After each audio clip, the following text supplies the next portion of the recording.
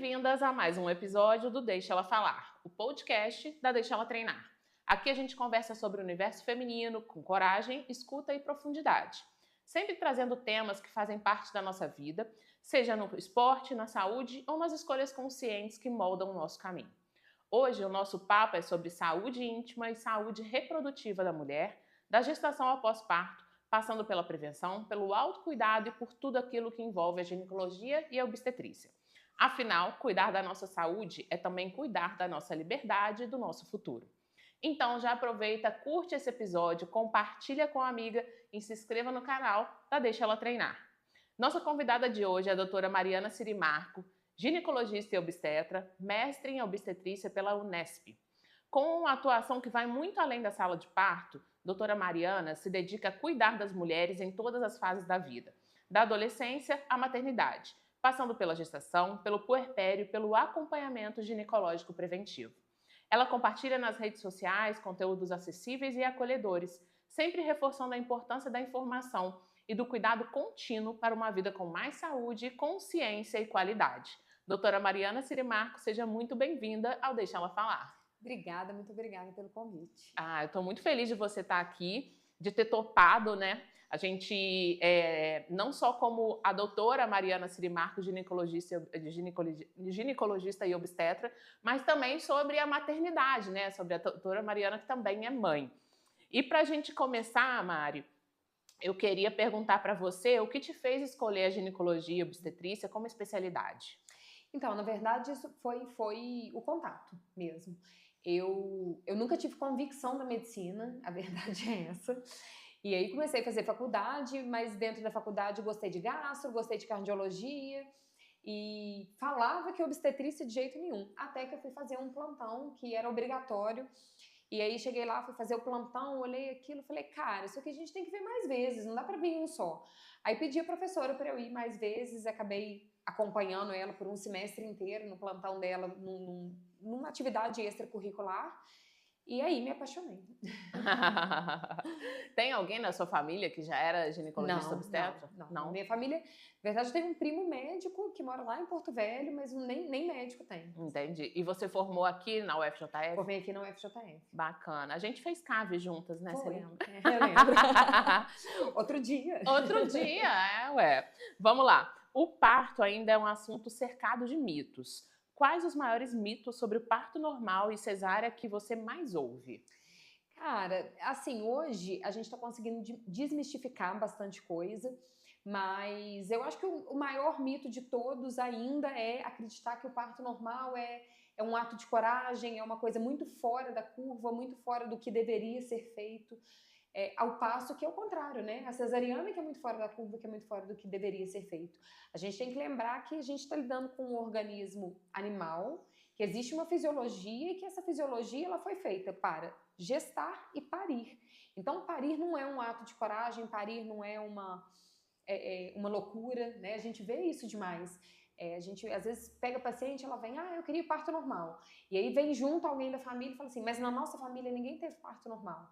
Isso não é o legal, isso não é o normal, né? Uhum. Então, e aí dentro disso a gente tem um monte de mito. Ainda tem quem acredite que cordão enrolado no pescoço é um problema. Tem quem acredite que neném muito grande não pode nascer de parto normal, mas acha que neném muito grande é um bebê de 3,5 kg. Tem quem acredite que mulheres pequenas não vão conseguir ter parto normal porque não vai ter passagem, sabe? Sim, sim. E desconstrói isso pra gente a respeito do cordão também, porque era o que eu achava que era verdade. Então, na verdade, o bebê ele respira pela placenta, né? É a placenta que faz a troca de oxigênio com o sangue do bebê. E aí, esse bebê não usa nada do trato respiratório dele. Uhum. Quando o bebê nasce com o cordão enrolado no pescoço, é como se o cordão tivesse enrolado na perna, no braço, na barriga, porque assim que o bebê nasce, ele não está respirando pelo trato respiratório. Logo que ele tem contato com o meio ambiente, ele vai começar a respirar. Então, quando o neném vai nascer, seja de parto normal ou de cesariana, a primeira coisa que a gente faz é ver se tem circular de cordão e se tiver a gente tira, porque aí a hora que esse bebê começar a respirar, ele tem a passagem do ar livre, entendeu? E sobre a cesárea, o que você escuta que você acha meio que absurdo? Então, na verdade, o que é um grande absurdo é as pessoas acharem que é um procedimento sem risco, né? Então, é isso, a gente hoje tem a cesariana. A cesariana, eu acho que uma geração para trás da nossa, a cesariana, ela veio como um procedimento da elite. Quem podia pagar tinha uma cesariana. Então, ela veio como um sinônimo de melhor cuidado. Então, quem está passando por uma cesariana está sendo melhor cuidado. E as pessoas esqueceram que é uma cirurgia. As pessoas esqueceram que se toma uma anestesia, que a gente deita uma paciente na mesa cirúrgica, que a gente abre 8 camadas, que essa mulher perde cerca de 1 litro, 1,5 litro de sangue. Pensando que a gente tem um volume corrente de 5, 6 litros de sangue, você perdeu 1,5 litro, você está perdendo quase 1/4 do seu volume corrente no momento que você está ali na cirurgia. Então, ela não é sem risco, né? Ela principalmente para a mãe. Mas para o bebê também. Por quê? A gente também aprendeu que o que precisa estar maduro no bebê para ele nascer é o pulmão, né? Só que o bebê é um organismo, ele tem tudo que tem que estar maduro. Sistema imune, ele tem que ter pulmão, ele tem que ter os reflexos dele maduros, tudo tem que estar maduro para ele se adaptar bem ao meio externo. Então, quando o bebê nasce ali de uma cesariana agendada, ele tá respirando bem? Ele tá respirando bem, mas às vezes é um bebê que mama pior. Esse bebê que mama pior, a gente não pode deixar fazer hipoglicemia. Então, se ele não estiver mamando, tem que ofertar a fórmula para ele. Esse bebê que tem contato com a fórmula nas primeiras 24 horas de vida é um bebê com maior risco de fazer alergia respiratória, de fazer alergia alimentar. Nossa. Então, às vezes é uma criança que vai passar por uma série de condições que ela não precisaria passar, pelo menos se a gente tivesse deixado aquela mulher entrar em trabalho de parto. Eu não vou nem falar nascer de parto normal, como a única forma da gente garantir a saúde desse bebê. Mas pelo menos entrar em trabalho de parto, pelo menos deixar o organismo agir e mostrar que sim, aquele organismo está pronto para nascer. E não porque a gente calculou 39 semanas e fez uma cesárea e nasceu, né? Sim, mas tem alguns casos que é mais indicado o parto normal e alguns casos cesariana, né, Mari? Então, Fernanda, na verdade... Vamos lá. Vai que eu tô falando besteira. Não, é isso. Mas assim, a maioria a gente poderia indicar o parto normal. O que a gente tem são algumas condições maternas determinando tempo de espera. Então, por exemplo, uma mulher hipertensa, a gente não vai nunca passar de 40 semanas com ela. Uma mulher com um diagnóstico de pré-eclâmpsia, o diagnóstico já firmado, ela não deveria passar das 37 semanas se esse diagnóstico foi feito antes de 37 semanas. Mas a gente pode induzir o parto dela, entendeu? Então, a gente pode dar estímulos a esse organismo para que ele haja de forma fisiológica a colocar esse bebê no mundo e produzir os hormônios, tudo que ele precisa produzir para ajudar esse bebê a amadurecer. Não é simplesmente abre essa barriga e tira esse neném daí. Então, a gente tem muito poucas situações onde a cesariana ela é realmente a única alternativa, tá? Então, assim, seriam situações onde a gente já tem um comprometimento da vitalidade fetal, quando a gente tem uma placenta prévia, que a gente chama, que é a placenta recobrindo completamente o colo do útero, isso é uma indicação de cesariana. Quando a mulher tem herpes genital em atividade no momento do nascimento, também é uma indicação. Mulheres HIV positivos sem carga viral estimada ou que tenha carga viral alta, também são mulheres que devam passar por cesariana. E mulheres que têm obstrução do canal de parto. Então, tem algum tumor, um mioma, alguma coisa que realmente não vai deixar esse bebê passar. Essas são as indicações de cesariana. O resto, tudo a gente pode resolver com parto normal. Muito bem. E o pós-parto, né? O que as mulheres mais desconhecem sobre o puerpério, o que você acha fundamental trazer à luz? As mulheres desconhecem, e nós desconhecemos também, porque cada organismo é todas as mudanças emocionais que ela vai viver. Então, assim, a gente está preparado para sentir dor ou não, né? Porque a gente vai medicar. A gente está preparado para... não preparado, mas a gente já prevê a privação de sono. Só que quando a gente junta tudo isso, a gente junta um organismo que está com dor, um organismo que está com privação de sono, um organismo que está produzindo leite, né? Os primeiros dias da amamentação é muito difícil, né? É um bebê que às vezes não pega direito, é uma mãe que não sabe como é que segura melhor esse bebê, é um peito que dói, que é uma outra coisa que a gente escuta. Se o bebê estiver mamando bem, não pode doer. Dói, gente, dói, né? E às vezes está tudo certo com o bebê, o que não está certo ainda é entre o bebê e a mãe. Sim. Né? Então, e as alterações emocionais. Então, as pessoas se preparam. Ah, não, eu sei que vai doer, eu sei que vai ter amamentação, eu vou chamar uma consultora de amamentação, eu tô preparada, eu não vou insistir. Tem gente que opta por isso. Ah, se doer, eu não vou insistir, eu vou dar mamadeira. Mas isso vem tudo junto com uma alteração emocional e hormonal que é incontrolável. Então, assim, você antes do nascimento ter uma decisão, por exemplo, se doer, eu vou partir para mamadeira e tá tudo bem? Na hora que você vai fazer isso, efetivamente, você tá com um monte de mudança hormonal, não tá tudo bem.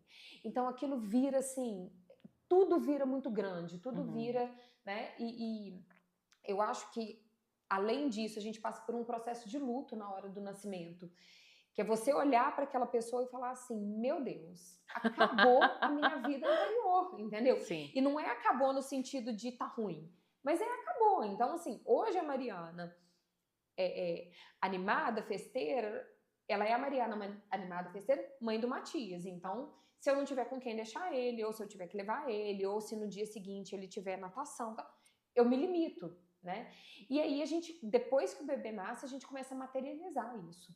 Então, eu acho que o puerpério, ele realmente é uma fase desconhecida e realmente é uma fase que as pessoas não conseguem se preparar, porque a gente nunca sabe em que volume que ele vem, entendeu? Entendi. E vamos lá. Falando em pós-parto, né? Muitas mulheres relatam sentir culpa por não conseguirem amamentar. Como lidar com essa pressão social? É isso. A amamentação é uma pressão social. E vem em volta do mito de que mulheres produzem leite e bebês sabem mamar. Se você não atrapalhar, vai dar tudo certo. O não atrapalhar já engloba a gente não oferecer uma chupeta, a gente não oferecer a mamadeira, que é o certo, tá? Quando uma mulher opta por colocar uma chupeta para o bebê, ela tem que ter consciência do que aquilo pode trazer de malefícios, inclusive para a amamentação, para ela decidir colocar uma chupeta.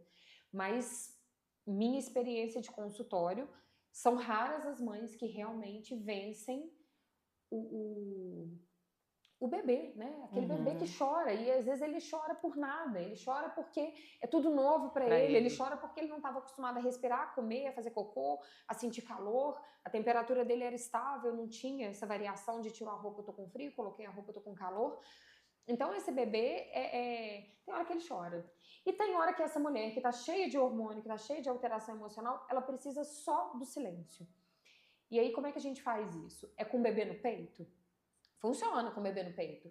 Mas ela tem disposição física e emocional para deixar esse bebê no peito tanto tempo? Então ela às vezes vai escolher por colocar uma chupeta. E aí vem esse monte de pressão, porque eu brinco que a avó é doida com chupeta, né? Elas perguntam no consultório. Sim. Mas eu não posso nem comprar uma chupeta, sabe? Pode, para você, né? Pode.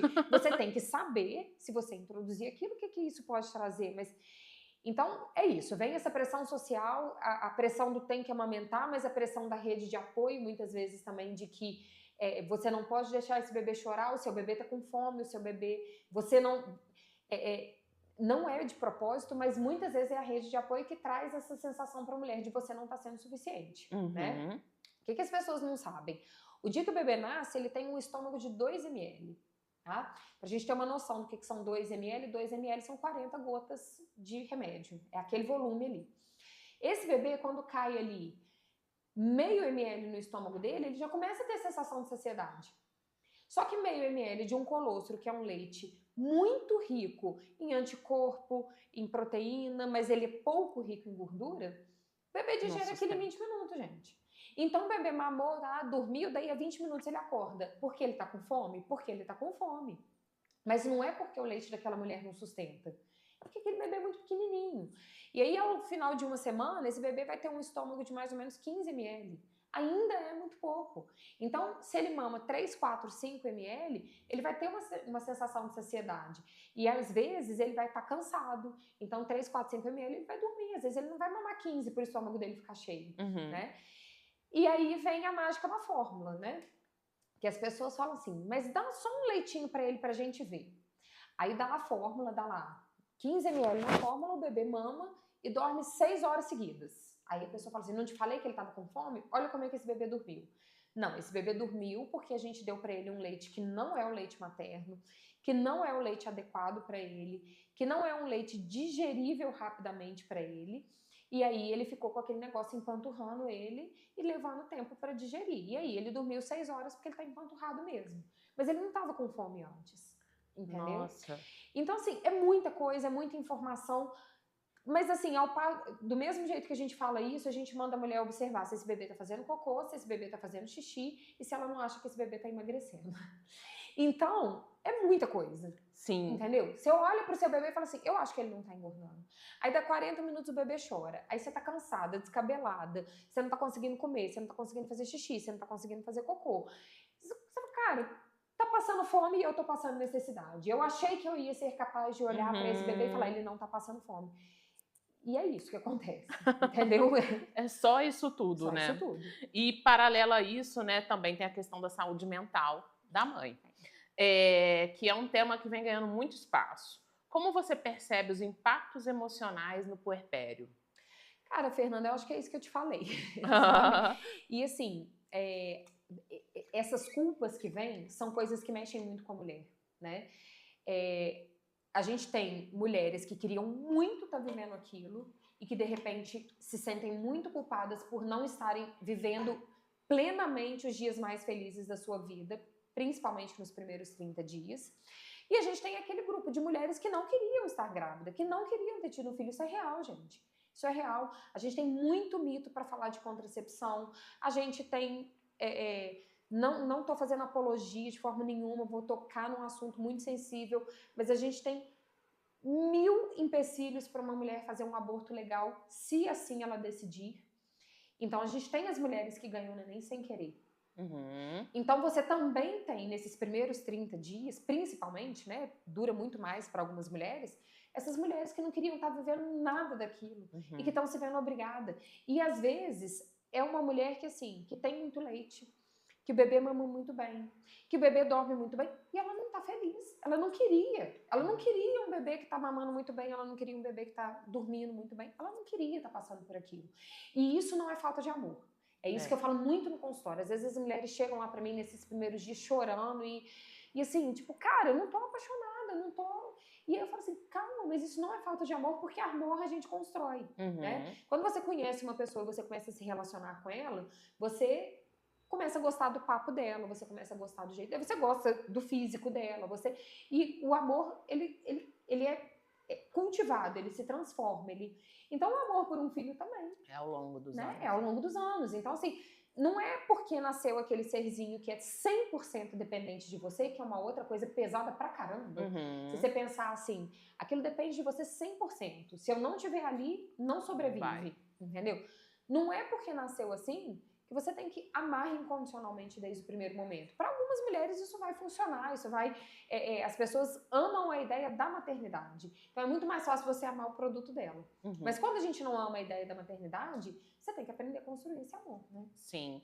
E, Mari, em relação à depressão pós-parto, por que ela acontece? Em quais casos acontece? Então, a gente tem essas histórias, né, de mulheres que não queriam engravidar é mais frequente, tá? Mulheres também que já têm quadros depressivos anteriores, é mais frequente nelas. Infelizmente, a gente não tem, assim, uma etiqueta na testa que fala assim, essa vai ter depressão pós-parto, né? Então, às vezes, assim, as mulheres que querem muito, que lutam muito pela maternidade, que passam por anos de tentativa, que passam por processos difíceis de FIV, que passam por processos difíceis nos seus relacionamentos, quando elas conseguem, também é mais comum ter. Eu falo que é como se fosse uma ressaca, você passa por aquele, né, aquele turbilhão todo, na hora que a coisa assenta, o seu emocional grita. Né? E é uma coisa que a gente tem que ficar muito atenta, porque também existe a pressão da sociedade para você tem que estar feliz porque você tem um filho saudável, lindo e tá tudo dando certo na sua vida, então cadê a sua felicidade que era para estar aqui na nossa cara? Né? E é muito difícil, né? É muito difícil a mulher conseguir entender-se com depressão pós-parto, porque a gente tem uma situação que chama blues puerperal.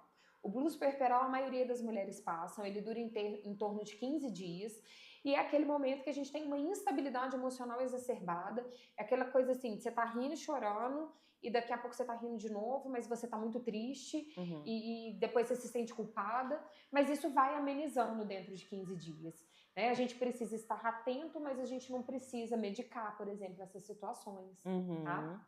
Na depressão pós-parto, a gente vai ter uma mulher que essa tristeza, ela tá tão exacerbada que ela começa a alterar a capacidade dessa mulher de se cuidar e de cuidar do bebê.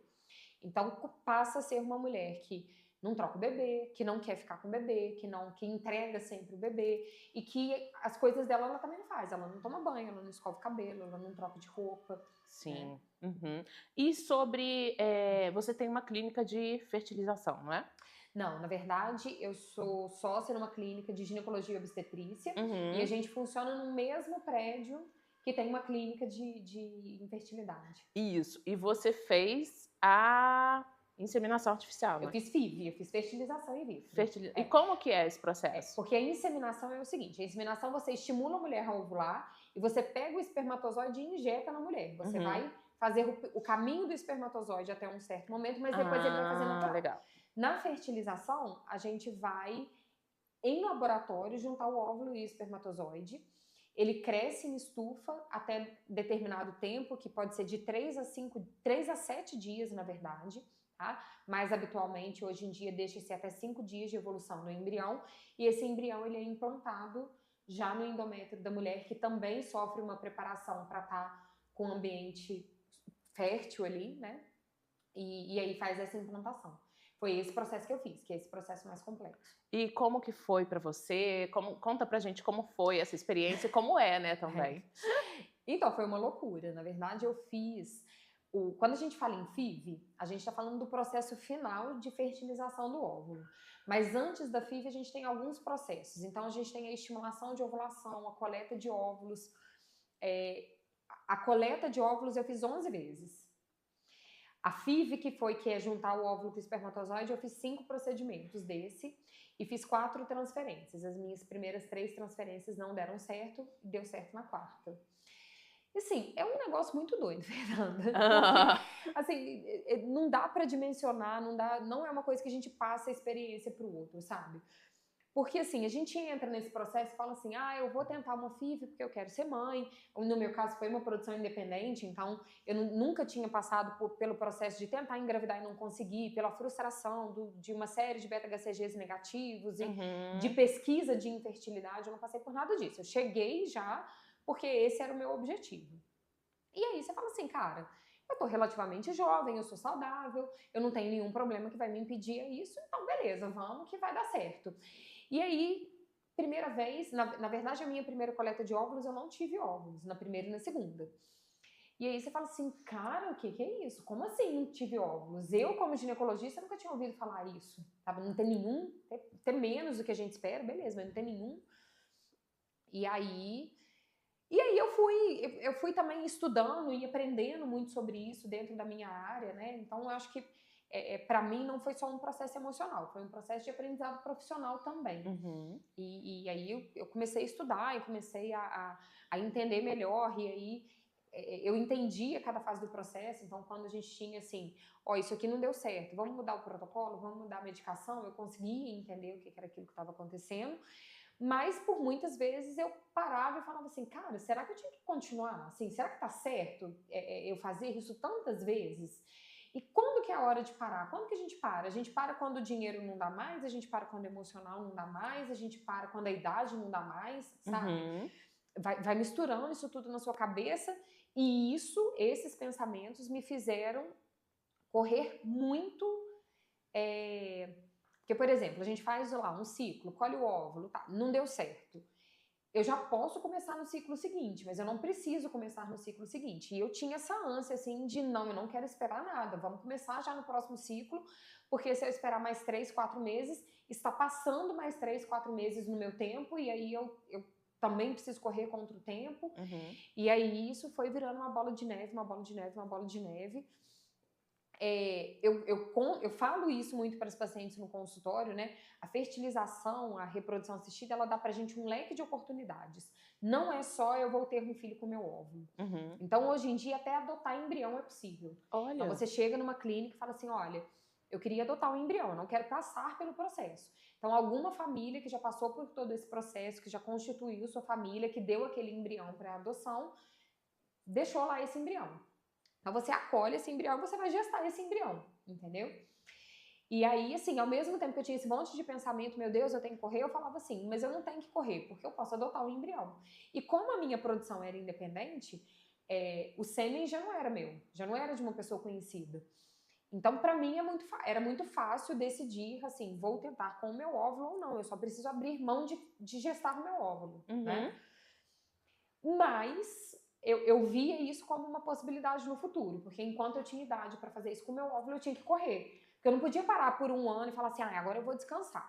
Então, quando eu tiver 39, eu retorno. Porque 39 já é uma idade avançada para fazer com o próprio óvulo. Vai diminuindo a chance de dar certo. Não é que é impossível, mas vai diminuindo. Mas se eu resolvesse com 44, eu podia adotar um embrião, não tinha problema. Olha. E aí minha cabeça ia vivendo isso tudo, entendeu? Até que deu certo. E aí é isso, assim, eu não sei se eu ia parar em algum momento, mas deu certo. E por que você tomou a decisão da gravidez independente? Então, eu acho que eu muito antes de querer medicina, de querer qualquer coisa na área, eu falava isso lá na minha adolescência. Se eu não tiver um marido, eu vou comprar um esperma e ter meu filho, entendeu? Então, não sei, eu acho que talvez isso fosse uma coisa que eu já tinha decidido lá atrás, sem saber, entendeu? E aí, quando eu fiz 35 anos, eu falei assim, vou congelar o óvulo, né? Porque também não tem idade pra gente fazer, mas o ideal é que se faça até os 35. E aí eu falei assim, vou congelar o óvulo. E é isso que eu vou fazer. E aí veio essa primeira vez que eu não consegui... Aí veio a pandemia.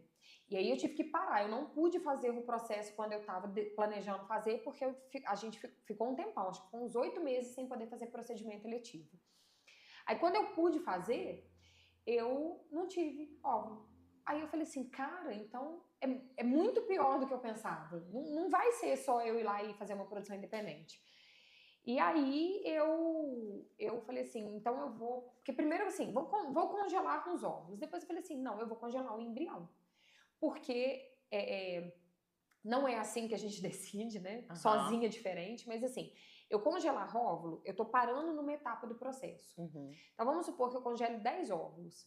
Pode ser que desses 10 óvulos eu não tenha nenhum embrião. Entendeu? Então, essa ideia de que vou congelar óvulos porque eu vou garantir que eu posso ter filho o dia que eu quiser, não é bem assim que funciona. Então, eu falei assim, então eu não vou congelar óvulo mais, eu vou congelar embrião. Já que eu não tive nenhum, eu vou congelar embrião.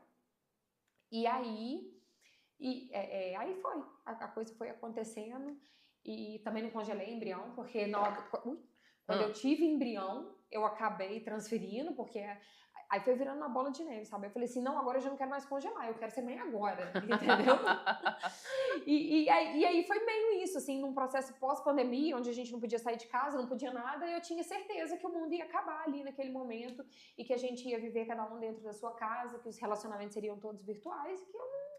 E aí eu dei continuidade, entendeu? E falei, tá, então vou ter meu filho. Depois, se eu tiver que arrumar um relacionamento, se eu tiver que casar, vamos fazer isso depois do filho, tá tudo certo. Sim. Então a gente faz isso, né? Total. E como é que é, Mari? Você teve contato com mais mulheres que fizeram FIV? Hoje, como eu tenho colega que já fez e tal, como que tá sendo essa questão para as mulheres de uma maneira geral? Elas estão buscando mesmo?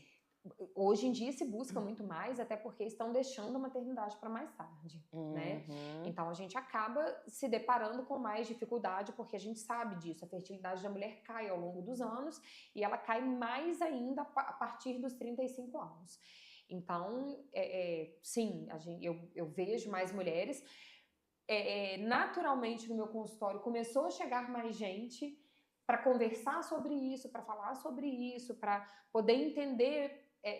elas falam muito isso, assim, eu queria entender fora do consultório de FIV o que eu tenho de opção, entendeu? Como se, assim, muita gente tem a sensação de que se chegar numa clínica de reprodução assistida, vai ser indicada a FIV para ela porque é o que dá mais dinheiro para a clínica, entendeu? Então elas chegam muito até a mim, assim, me fala exatamente como é que é o processo, o que é real, o que não é, o que eu posso esperar, o que eu não posso. Tem indicação mesmo, não tem? E a gente acaba... Eu falo que depois que eu passei pelo meu processo de FIV, passou a ser uma das missões da minha vida, conversar com mulheres que estejam passando por esse processo para que eu possa trazer algumas coisas da minha experiência como paciente, entendeu? Então, assim, a gente tem muita gente que se ilude, assim, eu vou tentar e eu vou conseguir de primeira. Entendeu? Então, assim, não, vai com o pé no chão. Se eu conseguir de primeira, maravilha, mas vai com o seu pé no chão para não conseguir de primeira. Porque isso envolve, inclusive, até o planejamento financeiro. né? Você planejar uma FIV é diferente de você planejar 2, 3. Entendeu? Então, e aí, muitas vezes, alguém fala comigo, Mariana, eu tenho uma amiga que tá, fala, dá meu telefone, pede pra ligar pra mim, pode falar comigo, que aí a gente conversa. Então, fiz grandes amigas no meu processo de FIV, que a gente tinha um grupo, né, liderado por uma psicóloga, e que ali a gente conversava, então eu fiz amigas ali, que são pessoas que eu convivo muito hoje. Muito engraçado, porque teve uma delas que o nosso processo andou todo muito próximo, e aí ela fez o pré-natal comigo, e eu falei com ela, claro, não vou poder fazer seu parto, eu acho, porque assim, vai ser muito próximo. Ela, não, a gente vai, se Deus quiser vai dar tudo certo e tal. Aí agendamos a cesariana dela, e a minha bolsa rompeu na madrugada que estava agendada a cesariana dela. Então, o Matias e o Miguel são no mesmo dia. Que legal! E eu não fiz o parto dela. Encontrei com ela na maternidade, nós duas como puérpera. Mas é isso, assim, fiz amigas e hoje eu tenho muitas pacientes que me procuram para ter essa visão. Entendeu? E sobre a maternidade independente, como que é essa questão? Você também conheceu mais mulheres nessa situação? Poucas. Na mesma situação que eu acho que conhecer, conviver, não. A gente sabe, né? Fica assim, que legal, a fulana fez, mas de conhecer, não. Mas assim, eu falo... o que acontece? A minha maternidade solo, ela é planejada dessa forma. Então, se você falar comigo assim, faz falta o parceiro? Não me faz falta o parceiro. Inclusive porque eu decidi pela maternidade solo, porque eu tenho uma rede de apoio que me possibilita isso, eu tenho uma família grande que tá curtindo pra caramba ele, entendeu? Eu falo isso, eu falo, cara, é muito fácil. Eu nem gosto de falar muito do meu puerpério, da minha vivência de maternidade, porque se me perguntar se tá difícil, eu não posso falar que tá difícil. Mas não é porque essa é a realidade da maioria das pessoas. Sim. Essa é a minha realidade. Tem paciente que chega pra mim e fala assim, nossa, sua maternidade parece tão leve, o que você faz pra fazer isso? Eu falo, cara, o que eu fiz pra fazer isso eu não posso te indicar. E elas riem, eu falo assim, a primeira foi começar a trabalhar com 26 dias.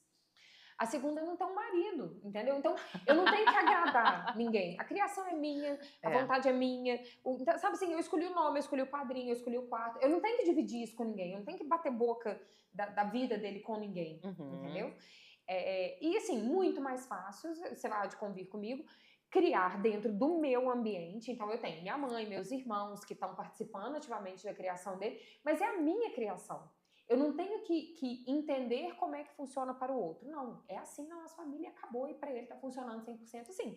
Então, assim, realmente eu estou realizando um sonho, assim, tá muito maravilhoso, assim, muito legal ser mãe do Matias, muito legal tudo que a gente vive, tudo que não é uma maternidade pesada. Por essa programação, né? É diferente de uma mulher que se vê mãe solo sem ter programado dessa forma. Né? Total. Eu tive o meu filho com 20, o Daniel tem 20. E depois eu separei do pai dele. Então, foi uma maternidade solo, mas o pai existe, né? Mas é diferente, né? Quando você toma essa escolha consciente, né? Tipo, ok, vai ser assim, não tem o pai mesmo. Ou quando separa, você fala, ok, o pai existe, mas e aí? Que horas que ele vai vir com a parte dele, né? E tal. E pra criança também, né? E mesmo que seja um pai muito presente, às vezes falha, somos humanos, falhamos. Então, assim, você tem que ficar equilibrando aquele pratinho, diga assim, calma, meu filho, não, tá tudo bem, seu pai é legal, mas hoje não deu pra ele vir, hoje ele te decepcionou, mas não era vontade dele, né? Com o Matias não vai ter isso, entendeu? Não estou dizendo que ele não vai um dia me cobrar isso, entendeu? Pode ser, mas assim, se ele tivesse um pai também, ele ia me cobrar em algum momento alguma coisa, entendeu? Por que a vida do fulano é assim e a minha não é assim? Por que vocês são muito bravos e não me deixam fazer isso? Então, assim, eu acho que eu acho que o planejamento familiar, e aí, seja solo ou não, ele é muito importante por isso, porque a gente precisa entender que a gente não vai estar no mundo ideal, mas assim, é uma coisa de cada vez. Hoje ele tem 1 ano e meio, hoje ele me cobra 0. Então, assim, eu tô 0 preocupado com isso, entendeu? Ontem a gente tava... Quem que me perguntou? Alguém me perguntou ontem assim, nossa, imagina como é que vai ser quando ele te perguntar. Aí eu falei assim, a hora que ele estiver entendendo mais ou menos, eu vou sair com ele, nós vamos comprar uma semente que cresce rápido, tipo semente de girassol, mas eu vou comprar com ele, não vou pegar em casa. e vou mostrar pra ele, assim, tá vendo? A gente não queria muito uma florzinha, a gente foi lá, comprou semente, plantou e ela tá crescendo. Foi isso que aconteceu com você. Então eu te queria tanto que eu fui lá, busquei a semente e você tá crescendo comigo. Então, assim, podia ter um pai? Podia. Vai fazer falta? Não sei. Eu tenho figuras masculinas, eu tenho meus irmãos, eu tenho meu pai, né, que convivem muito com ele, que tem... Então, é isso. Eu tô vivendo um dia de cada vez nessa maternidade. Tá certíssima. Vamos lá. Agora vamos falar sobre as outras mulheres, né? As que você atende. Sobre o retorno da prática esportiva. O que é seguro e o que deve ser evitado no período pós-parto? Então, na verdade, depende do que a gente chama de prática esportiva, né? Ali em torno de 15 dias, mesmo as mulheres com cesariana, eu libero para ir, vamos lá, vai pra pracinha, carrinho, vai tomar ar puro e vai andar, né? Então eu acho que pensando no que é o puerpério, a gente já pode começar a pensar nisso como um retorno de atividade, né? A gente sabe que nesse momento não vai ter um gasto calórico importante, não vai ter, alcançar a frequência máxima, mas é um momento da mulher começar a se mexer, né? Na própria gravidez, a gente não tem restrição. Mulheres podem fazer atividade física até a hora que for ganhar o seu neném. E muito importante dizer, mulheres que têm intercorrência na gravidez, pressão alta, diabetes, elas não só podem, como elas devem muito mais do que as outras manter atividade física. E é isso, no puerpério também a gente não vai ter uma restrição muito grande. O que acontece? A gente sabe, você sabe melhor do que eu, que existem alguns riscos, por exemplo, de prática errada de exercício e aumento de diástase, prática errada de atividade física e lesão mesmo de articulação, porque a gente tem uma alteração, esse corpo está se preparando para ter muito mais mobilidade, para abrir uma bacia, para deixar um bebê nascer, e o retorno disso é gradual. Então, nos 3 primeiros meses do pós-parto, eu peço muitas mulheres para terem cuidado com isso. Então, assim, o retorno para a academia, por exemplo, é possível? É possível. Com 30, 40 dias pode voltar. Mas é qualquer exercício que vai fazer? Não. A gente, por exemplo, tem que pensar na preservação do assoalho pélvico, que ainda está ali muito, muito frouxo, né? A gente ainda tem muitas mulheres que nessa fase têm sintoma de incontinência urinária e tal. Então, o ideal é que o exercício físico seja assistido, não seja aleatório, sim, mas eu sou muito entusiasta do retorno o mais precoce possível. Sim, sim. E quais são os sinais de alerta durante a gravidez que exigem algumas atenções imediatas? Então, para a mulher gestante, quando ela está gestando, eu falo que assim, não existe pergunta boba e não existe queixa que não deveria ser feita, né? Porque o que para mim é habitual, então uma mulher que vira para mim e fala lá no primeiro trimestre, fala assim, eu tenho cólica, tá? Isso é habitual, tá? Mas para ela não é. E se eu tentar dizer a ela o que ela pode me falar, porque ela vai errar, né? Então, mas pra gente, na verdade, ali no consultório, é muito mais pelo exame físico, né? Pelo ganho de peso. Às vezes a mulher tá com ganho de peso excessivo, isso pode estar mostrando pra gente o surgimento de um edema que vai preceder uma pressão alta.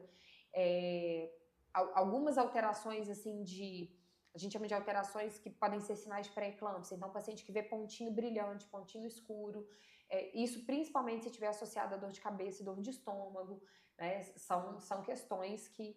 Agora, a gravidez não é doença, mas é um período cheio de queixa, né? É muita mudança. Sim. É muita mudança, não tem... Olha, eu te falo que eu nem lembro do meu... Mas assim, porque assim, é isso, assim, não é doença, mas assim, aí a mulher chega lá pra gente e fala assim, nossa, toda vez que eu vou virar pro lado esquerdo, me dá uma dor aguda. Entendeu? Assim, isso não é preocupante, porque a gente sabe provavelmente o que tá acontecendo. Ela tá levantando rápido, quando ela levanta rápido, ela distende o ligamento uterino e dói. Entendeu? Não é uma preocupação, mas é uma coisa que ela precisa me falar. Até pra eu dizer pra ela assim, calma, você tá grávida, você tá com um barrigão. Vamos começar a virar devagar, vamos virar de ladinho, vamos jogar as pernas pra baixo primeiro, levantar com ajuda, com apoio. Total, Mari. E assim, como que você ajuda as mulheres a lidarem com o impacto emocional da infertilidade no seu trabalho? Cara, eu acho que hoje eu ajudo muito mais tendo passado pelo processo e podendo trazer algumas coisas da minha vivência, do que de outra forma, sabe? Porque, assim, é muito difícil. Quando o casal chega para você e que você vai dar essa notícia, fala assim, olha, chegamos num momento onde a gente precisa pesquisar infertilidade. Isso é muito... E assim, é um casal, não é uma pessoa só. Isso a gente precisa trabalhar muito dentro do consultório, né? A infertilidade, ela é conjugal. Então... E aí, assim, cara, são N desenhos de relacionamentos. Então, assim, a gente tem aquele casal que o marido não aceita, que pode ter parte dele, que não é culpa, gente, é parte da infertilidade. Principalmente aqueles que já tiveram filhos. Ah, não, mas eu já tive um filho. Entendeu? É isso, assim, muitas vezes a gente está lidando com pacientes jovens onde a gente pode acalmar o coração e falar assim, vai para casa, respira, pensa, volta, vamos conversar de novo. Mas às vezes a gente está lidando com uma família que está realmente correndo contra o tempo. Então, às vezes você está lidando com uma mulher de 38, 39, 40 anos. Às vezes você vai dar uma notícia de infertilidade para uma mulher que ela não esperava ter. Então, por exemplo, a mulher que chega lá para mim com 41 anos e fala assim, resolvi engravidar.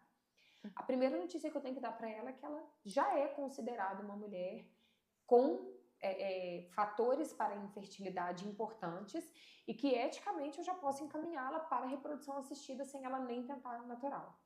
E que o tentar natural para ela realmente é perder tempo, porque se ela tentar mais 3, 4, 5 meses, eu tô, às vezes, tirando 3, 4, 5 meses de tempo para a gente ter uma melhor resposta no tratamento de infertilidade, entendeu? Então, assim, infertilidade é uma situação muito peculiar e muito difícil, assim. Eu não sei se a gente consegue ajudar essas mulheres emocionalmente, entendeu? Sim. Porque o modelo de assistência que a gente tem hoje é um modelo de tempo limitado para atendimento, né? Então, eu preciso dar ouvido à queixa, eu preciso explicar sobre aquilo, eu preciso orientar de forma correta e, infelizmente, eu preciso fazer isso dentro de um tempo que seja sustentável, estar dentro de um consultório, eu não posso pagar para trabalhar. Né? Então eu não sei se a gente consegue dar, eu acredito que a gente tenha muita dificuldade de dar o apoio emocional que essas mulheres precisam, mas eu acho que a gente tem a obrigação de orientar, por exemplo, assim, esse é um momento que você precisa de um apoio emocional. Então, assim, dentro do seu tratamento, você tem que investir na saúde mental. Tem que ter terapia, tem os grupos de ajuda, então não é que tem que ser tudo pago, a gente tem os grupos de ajuda onde a gente pode encaminhar, né? Que legal. E hoje a gente vê na mídia notícias assim, fulana foi mãe aos 47 anos, Beltrana foi mãe aos... Cláudia Raia foi com quantos anos? 55. Me conta, como é que é isso aí? Que história é essa? Se isso é saudável, se é uma gravidez de risco? Então, o que é gravidez de risco, né?